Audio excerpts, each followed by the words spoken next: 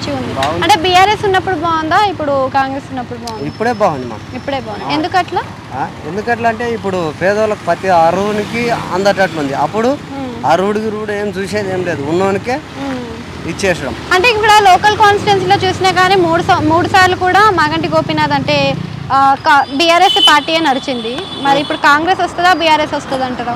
అంటే ఇట్లా మంచిగా చేస్తే మళ్ళీ కాంగ్రెస్ వస్తుంది. ఎందుకంటే చరిత్రలో 60 వరకు గెలిచినట్టుగా ఉంది కాబట్టి ప్రాజెక్టులు మొత్తము కాంగ్రెస్వే ఉన్నాయి. వీళ్ళు వచ్చి చేసింది ఏం లేదు. 6 గ్యారెంటీల్లో మీకు ఎన్ని గ్యారెంటీలు అందుతున్నాయి? నాకు ఒకటి కరెంటు, అదొకటి బస్సు మా ఆమెకి, ఇంకొకటి సిలిండరు, రెండోది రైతు బంధు, రైతు బీమా, రైతు బంధు, రైతు రుణమాఫీ 2 అయినాయా మీకు?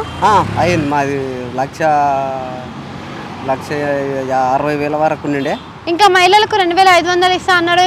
మహిళలను కోటీశ్వర్లను చేస్తా అన్నాడు కదా, మరి కోటీశ్వర్లు అయ్యారు? కోటీశ్వర్లు అనేది సాధ్యం ఎవరి నుండి కాదు, కాకపోతే కొంతవరకు చేయగలుగుతుంది అనుకుంటున్నా.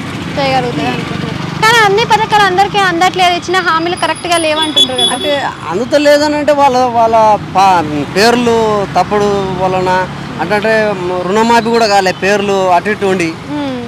అట్లా అంటే ఒకరు 110 మంది కాకపోతే కాలేదే అంటారు వాళ్ళు.